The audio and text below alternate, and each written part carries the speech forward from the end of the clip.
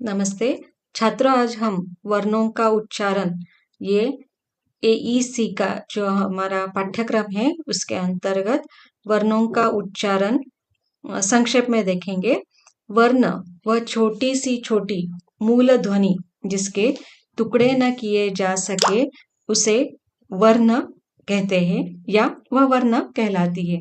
वह छोटी सी छोटी मूल ध्वनि यानी मूलतः जो ध्वनि होती है जो हम देवनागरी लिपि में देखते हैं या देवनागरी लिपि की जो लिखावट होती है उसके छोटे सा छोटी जो इकाई होती है उस इकाई को वर्ण कहा जाता है, ऐसा स्पष्ट है।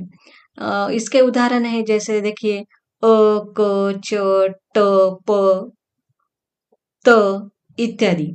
वर्ण के दो भेद होते हैं, तो इसी तरह से इन वर्णों के दो महत्वपूर्ण भेद है, वह है स्वर और व्यंजन।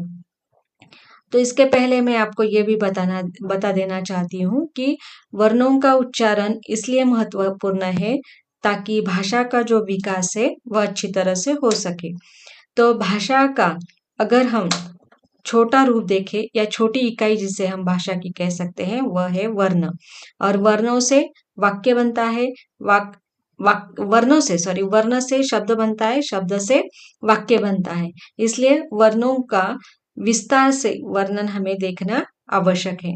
इस तरह से वर्ण के दो भेद किए जाते हैं, जिससे पहला है स्वर और दूसरा है व्यंजन।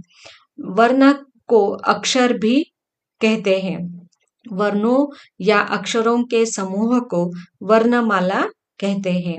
वर्ण के जो या अक्षरों का जो समूह है उसे वर्णमाला कहते हैं। वर्णमाला के लिखित रूप को लिपि कहते हैं। हिंदी भाषा की अपनी एक वर्णमाला है जिसमें 46 वर्ण है, जिसमें स्वर जो है जिसे वॉवेल्स कहा जाता है। हिंदी वर्णमाला में 11 स्वर होते हैं, जैसे अ आ ई, बड़ी ई, छोटा ऊ, बड़ा ऊ, रू, ए, बड़ा ए, ओ, औ। तो इस तरह से ये स्वर कहलाते हैं। आगे चलकर हम स्वरों की जो परिभाषा है वह भी समझेंगे।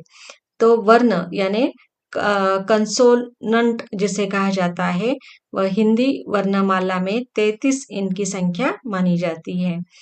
तो ये वर्ग के हिसाब से भी इसे हम याद रख सकते हैं। जैसे अगर क वर्ग में क ख ग घ ढ, और च वर्ग में च छ ज झ त्र, ट वर्ग में ट ठ ड ढ न, त वर्ग में त थ द ध न, प वर्ग में प फ ब भ म। और यहाँ पर ये जो होते हैं वह वर्गहीन है, इस तरह से हम कह सकते हैं। वर्गहीन कौन है? य, र, ल, व। और ये जिसे उष्म वर्ग में हम इसे डाल सकते हैं। श, स, सॉरी श, श, स, ह। तो ये वर्ण है। इस तरह से यहाँ पर हमने वर्णों का उच्चारण जिसके अंतर्गत वर्ण के दो भेद स्वर और व्यंजन, इनको विस्तार से देखा।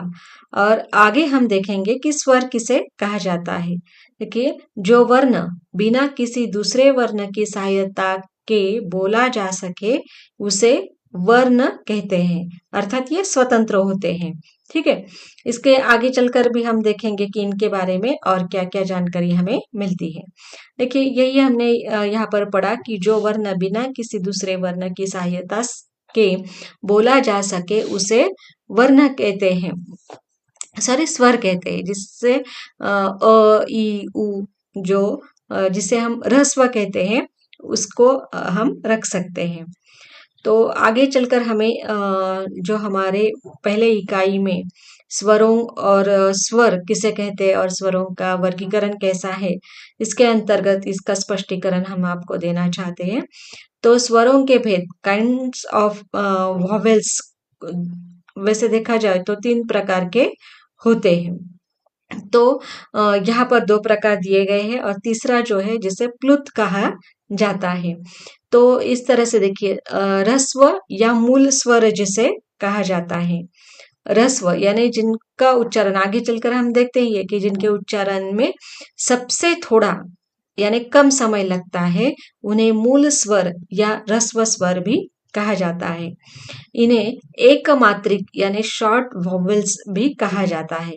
तो मात्रा मात्रा का मतलब होता है समय। तो यहाँ पर अगर मात्रा गणना के विषय से हम इसे देखेंगे तो यहाँ पर स्पष्ट है कि उसकी मात्रा कितनी होगी, केवल एक। इसलिए इसे एकमात्रिक स्वर भी कहा जाता है। इन स्वरों में वे स्वर आते हैं जिनके उच्चारण में सबसे थोड़ा समय लगता है। तो ये स्वर कौन से हैं? तो उनकी संख्या है 4। जैसे अ, ई, उ और रु। यह जो है वह मूल स्वर या ह्रस्व स्वर है। ठीक है। तो स्वरों का जो दूसरा भेद है या प्रकार है उसे दीर्घ या संधि स्वर कहते हैं। तो संधि का मतलब होता है जोड़। हाँ? तो इस तरह से यहाँ पर दीर्घ यानी बड़ा, इसलिए इसे लॉन्ग वॉवेल्स अर्थात द्विमात्रिक यानी स्वरों से सॉरी ह्रस्व से या मूल स्वर से दुगुना समय जिसे लगता है, क्योंकि मूल स्वर कितना था, एक मात्रिक, तो ये कितना है, द्विमात्रिक।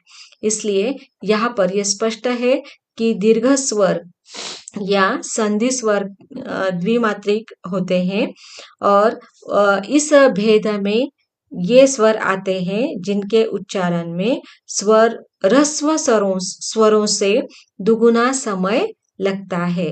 समय की अधिकता के कारण इन्हें दीर्घ स्वर भी कहते हैं तथा दो स्वरों के मेल से बनने के कारण, देखिए दो स्वरों के, यानी एक दीर्घ में या संधि स्वर में दो अलग अलग स्वर होते हैं और उनके मिलने से संधि स्वर या दीर्घ स्वर बनता है।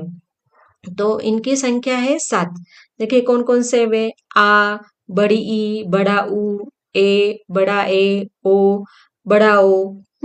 तो और इनका स्पष्टीकरण किया है। जैसे आ में देखिए अ प्लस आ बनता है, ई प्लस ई बड़ी ई बनती है, उ प्लस उ बड़ा ऊ होता है, उ प्लस ई ए होता है, ए प्लस ए प्लस ए अगर जोड़े यानी देखिए अ में ए जोड़े तो वह बड़ा ए होता है और अ में उ जोड़े तो वह ओ होता है। तो इसी तरह से ओ में भी बड़ा ओ में भी ओ जुड़ा होता है, अर्थात वह संयुक्त होता है। तो इस तरह से इसे संयुक्त स्वर भी कहा जाता है। ठीक है। तो इस तरह से यहाँ पर हमने स्वरों के भेद ह्रस्व और दीर्घ देखे। इनके जो अलग अलग नाम है वह भी परीक्षा हेतु लिखना जरूरी है, ताकि जो 7 अंकों के प्रश्न आपको पूछे जाएंगे तो इस तरह से विस्तार से इनका स्पष्टीकरण देना अत्यंत आवश्यक है। ठीक है। स्वर और दीर्घ स्वरों के अतिरिक्त स्वरों का तीसरा भेद भी महत्वपूर्ण है, जिसे प्लुत स्वर कहा जाता है या वो होता है। प्लुत स्वर देखिए, किसी को पुकारते समय जो उच्चारण की लंबाई होती है, अर्थात अधिक समय लगता है उच्चारण में, उसे प्लुत कहा जाता है। अर्थात देखिए हम किसी को पुकारते हैं, वह हमसे दूर है और हम उसे बुलाना चाहते हैं, तो हमें जिस तरह से हम पुकारते हैं तो निश्चित ही हमें अधिक उच्चारण करने में समय लगता है। तो वह त्रैमात्रिक या जो हमारा ह्रस्व स्वर है इसका तिगुना समय इसे लगता है, इसलिए इसे त्रैमात्रिक स्वर भी कहा जाता है। ठीक है। और इसे लेखन में प्रकट करने के लिए स्वर के सामने 3 का चिन्ह लगा देते हैं। जैसे यहाँ पर दिखाया गया है राम लिखते वक्त राम, तो ये राम रा का जो उच्चार है वह काफी समय तक आगे चलता है, इसलिए इसे 3 बार लिखा है। ओम, तो उसे भी 3 के चिन्ह के समान लिखा गया है। तो यह आदि मात्रा का अर्थ है परिणाम अर्थात समय। तो यहाँ पर काफी समय यहाँ पर इसे लगता है और इसलिए इसके मात्रा को 3 मात्रा में दर्शाया जाता है। भाव यह है कि अ के उच्चारण में जितना समय लगता है उस समय की अवधि को मात्रा कहते हैं। इस समय के आधार पर ही स्वरों को ह्रस्व, दीर्घ और प्लुत भेदों में बांटा गया है। सभी मूल स्वर एक मात्रिक होते हैं और दीर्घ या संधि जो स्वर होते हैं वे द्विमात्रिक होते हैं, ये तो हमने देखा ही। लेकिन इसका विवेचन करना जरूरी है ताकि आपके उत्तर की जो लंबाई है वह अधिक बढ़ सके, क्योंकि इनके उच्चारण में ह्रस्व स्वरों की अपेक्षा दुगुना समय लगता है, इसलिए उसे द्विमात्रिक स्वर कहा जाता है। इसी समय की स्थिति को देखते हुए प्लुत स्वरों को त्रैमासिक स्वर भी कहा जाता है। प्लुत जो स्वर होते हैं उन्हें त्रैमात्रिक यानी 3 मात्राएं जिन्हें दी जाती है और उनके उच्चारण में ह्रस्व स्वरों की अपेक्षा तिगुना समय भी लगता है। ठीक है, यहाँ तक हमने स्वर की परिभाषा और स्वरों के भेद इसका विवेचन देखा। ठीक है, आगे देखते हैं छात्रों। अब हम व्यंजन यानी कॉन्सोनेंट इसको देखेंगे। व्यंजन जो स्वर जो वर्ण स्वरों की सहायता के बिना न बोले जा सके उन्हें व्यंजन कहते हैं। स्पष्ट ही है कि स्वर होते हैं और स्वरों से जुड़कर जो शब्द या वर्ण बनते हैं उन्हें व्यंजन कहा जा सकता है। उसे हम उल्टा भी बता सकते हैं, जैसे जो वर्ण स्वरों की सहायता के बिना ना बोला जा सके या स्वरों की सहायता से जो वर्ण बनते हैं उन्हें हम व्यंजन कह सकते हैं। ठीक है, इस तरह से अगर सीधे सीधे कहे जाए तो जो वर्ण यानी अक्षर स्वरों की सहायता के बिना न बोला जा सके उन्हें व्यंजन कहते हैं। व्यंजनों को हल भी कहा जाता है। हल का मतलब हलंत, हलंत यानी जिनके पैर हम मोड़ते हैं। जैसे यहाँ पर लिखा गया है, देखिए क का पैर मोड़ा है, ख का पैर मोड़ दिया गया है। आदि सभी व्यंजनों के नीचे तिरछी रेखा लगाकर हलंतय यानी अंत जिसका हलंत हो, यानी जिसके अंत में जिसे तिरछी रेखा कहा जाता है, तिरछी रेखा लगा दी जाती है, उन्हें व्यंजन कहा जाता है। व्यंजन क्योंकि स्वरों की सहायता से ही बोले जाते हैं, अतः हिंदी वर्णमाला में व्यंजन हलंतय न लिखकर पूरे लिखे जाते हैं, जैसे क, च, ट, त, प आदि। तो 33 व्यंजनों के उच्चारण और स्मरण रखने की सुविधा की दृष्टि से कुछ वर्गों में उसे बांटा गया है। तो यानी ये जो 33 व्यंजन है उन्हें अगर आपको याद रखना है तो कैसे रख सकते हैं, जैसे पहले भी हमने वर्णों के भेद में देखा था। तो देखिए ये क्या है, हमारी वर्णमाला। तो इस वर्णमाला में जो व्यंजन है उसे हमने अलग अलग वर्गों में बांटा है। तो ये पहला है क वर्ग, जिसमें क, ख, ग और ड आता है। च वर्ग में च, छ, ज, झ, त्र आता है। ट वर्ग में ट, ढ, ढ, ढ, न और त वर्ग में त, थ, द, ध, न। प वर्ग में प, फ, ब, भ, म। और यहाँ पर जो छठवां वर्ग है वह वर्गहीन है, उसे वर्ग नहीं है, इसलिए इसे कहा गया है वर्गहीन। तो वर्गहीन कौन है? य, र, ल और व। और जिसे हम यहाँ पर जिसे संघर्ष कह सकते हैं तो वह है श, स, स, ह। तो इस तरह से यहाँ पर हमें व्यंजनों को याद रखना या कंठस्थ करने में आसानी होगी। तो यह जो चार्ट है वह बहुत ही महत्वपूर्ण है, छात्र इसे बारीकी से देखें और समझने की कोशिश करें। देखिए व्यंजनों के भेद, अब हमें इनके भेद भी करने हैं। जिस तरह से हमने स्वरों के भेद देखे, जैसे ह्रस्व, दीर्घ और प्लुत, तो हमें व्यंजनों के भी 3 भेद याद रखने हैं, जिसे स्पर्श, अंतस्थ और ऊष्म इस रूप में हमें देखना है। तो स्पर्श किसे कह सकते हैं हम? तो क से लेकर म तक देखिए हमने यहाँ पर वर्ग देखे थे और यह व्यंजन है। इस क से लेकर म तक यानी हमारा जो प वर्ग है यहाँ तक अगर हम देखेंगे तो प्रत्येक वर्ग में 5-5 व्यंजन आते हैं और टोटल ये वर्ग है 5 कुल मिलाकर। तो ये वर्ण भी कितने हुए 25। तो इस तरह से यहाँ पर देखिए क से लेकर म तक अर्थात क वर्ग, च वर्ग, ट वर्ग, त वर्ग और प वर्ग पांचों वर्गों के 25 वर्ण स्पर्श कहलाते हैं। देखिए बिल्कुल आसान है समझने के लिए स्पर्श किसे कहा जाता है। इनके उच्चारण में जिह्वा का कंठ से लेकर ओठ तक किसी न किसी भाग से पूर्ण स्पर्श होता है। स्पर्श कहाँ और किस प्रकार से होता है इसका विवेचन स्थान प्रकरण में होता है। और हमने आपको पहले भी कहा है कि ये जो स्थान प्रकरण है वह आप लोगों को विस्तार से अध्ययन करने की आवश्यकता एईसी के सिलेबस में नहीं है। इसलिए केवल यहाँ तक हमने आपको केवल हिंट दी थी कि हमारे जिह्वा के 5 भाग जिसे हम कह सकते हैं जिह्वाग्र, जिह्वा मूल, जिह्वा मध्य, जिह्वा पश्च और जिह्वा मूल। तो इस तरह से यहाँ पर इन 5 भागों और हमारी जो मुख में तालु है उस तालु के 5 भाग अगर हम करते हैं जैसे वर्ष्य, मूर्धन्य, कठोर तालु, कोमल तालु, इन भागों से हमारी जीवा कहाँ स्पर्श करती है, कहाँ हमारे होठों का स्पर्श होता है, कहाँ हमारे दांतों का स्पर्श होता है, तो होता ही है बिल्कुल।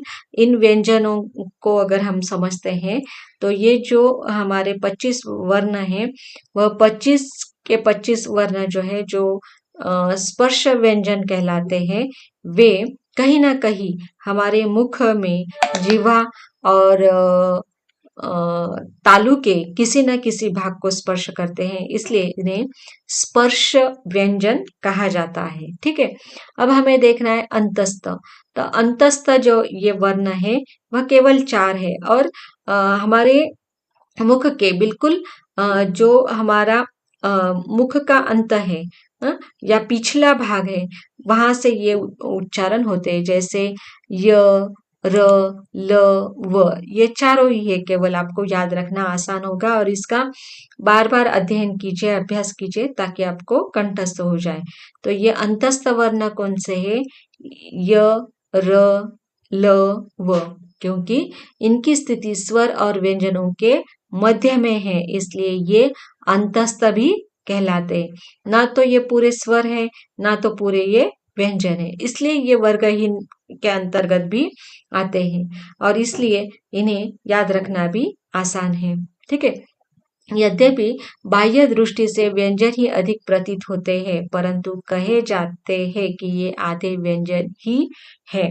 तो ना तो ये आधे व्यंजन है ना ही आधे स्वर है, इसे इस तरह से हम रख सकते हैं। इनके स्वरूप और स्थिति को देखते हुए ही इन्हें अंतस्थ संज्ञा भी संज्ञा दी गई है यानी कहते हैं। तो इस तरह से यहाँ पर अंतस्थ यानी सेमी वोवेल्स जिसे हम कह सकते हैं ये है ये, य, र, ल और व। हाँ, और उसके बाद हम देखते हैं ऊष्म व्यंजन। तो ऊष्म व्यंजन के अंतिम 4 वर्ण अर्थात श, स, स, ह ऊष्म वर्ण कहलाते हैं क्योंकि इनके उच्चारण में श्वास में प्रबलता आकार एक प्रकार की ऊष्मा गर्मी उत्पन्न होती है इसलिए इन्हें ऊष्म कहते हैं। जैसे नाम से स्पष्ट है तो अगर हम प्रयोग भी करते हैं तो ये प्रयोग अंति भी सिद्ध होता है कि हमारे मुख से जब हम इनका उच्चारण करते हैं तो कहीं ना कहीं गर्माहट महसूस होती है इसलिए इन्हें ऊष्म व्यंजन कहा जाता है। तो 33 व्यंजनों के अतिरिक्त व्यंजनों में गिने जाने वाले 3 वर्ण और भी है, वह है क्ष, त्र, ज्ञ। कुछ विद्वान इन्हें स्वतंत्र वर्ण भी मानते हैं परंतु ये स्वतंत्र वर्ण न हो, स्वतंत्र व्यंजन है। ये तीनों ही वर्ण 2-2 व्यंजनों के सहयोग से बनते हैं। देखिए, तो पहला है क्ष। क्ष किस तरह से बना है? आधा क, आधा श और आधा अ मिलकर। तो हमने पहले तो देखा है कि व्यंजन कैसे बनते हैं, दो स्वरों के रूप से, अर्थात एक व्यंजन या स्वरों व्यंजनों में स्वर होता है, यह हमने देखा है। तो इस दृष्टि से यहाँ पर ये तीन ऐसे हैं, कौन? क्ष, त्र और ज्ञ। यह तीन वर्ण ऐसे हैं जिसमें तीन तीन एक तरह से वर्ण जो है वह मिले होते हैं। अभी हम देखते हैं कि त्र कैसे बनता है। आधा त, आधा र, आधा अ। ये तो चारों सॉरी तीन मिलकर ही बना हुआ है, जैसे आधा त, आधा र और आधा अ। ठीक है। उसके बाद ज्ञानेश्वर का कैसा बना है वह देखिए। आधा ज, आधा त्र और आधा अ मिलकर यह बना है। इस तरह से हिंदी भाषा में अनेक विदेशी भाषा के शब्द लिए गए हैं। उनकी ध्वनि को ठीक ठाक प्रकट करने के लिए भिन्न भिन्न चिन्ह अपनाए जाते हैं। फारसी शब्दों में जैसे गम, गलत, वक्त, अक्ल आदि को ठीक ठीक उच्चारण करने के लिए अक्षर के नीचे नुक्ता लगाया जाता है, तथा अंग्रेजी में डॉक्टर आदि आ तथा ओ के मध्यस्थ ध्वनियों के उच्चारण के लिए अक्षर के ऊपर अर्धचंद्र लगाया जाता है। तो यहाँ तक हमने जो वर्णों का भेद देखे, वर्णों के भेद, पहले तो स्वर और व्यंजन, फिर स्वरों के भेद, उसमें हमने ह्रस्व, दीर्घ और प्लुत देखा। फिर व्यंजन देखे, व्यंजनों की परिभाषा देखी, और व्यंजनों के जो भेद थे उन भेदों में स्पर्श, अंतस्थ और ऊष्म, ये हमने महत्वपूर्ण देखे हैं। तो परीक्षा की दृष्टि से काफी महत्वपूर्ण इस तरह की यह इकाई का जो पॉइंट है वह मैं आशा करती हूँ कि आप लोगों को समझ में आया होगा। आपके कुछ प्रश्न हो तो हम मुझे कमेंट्स बॉक्स में आप दे सकते हैं, और उनका निराकरण करने की मैं हर कोशिश करूँगी। और आपने मुझे सुना इसलिए धन्यवाद। धन्यवाद।